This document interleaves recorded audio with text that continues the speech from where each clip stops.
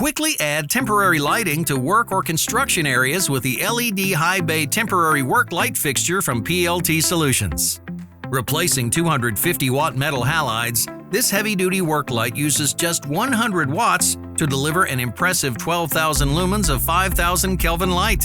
What sets this apart from other temporary fixtures are the 4 adjustable LED panels. Each panel can be adjusted from 180 to 360 degrees to deliver omnidirectional light. The frosted polycarbonate lenses diffuse the light output for reduced glare. The lenses also have wire guards for additional protection against bumps and impacts. Installation's a breeze with the built-in stainless steel hook with spring latch taking only a few seconds to suspend where needed. Each work light comes with a 5-foot 18 AWG power cord with a 120-volt plug.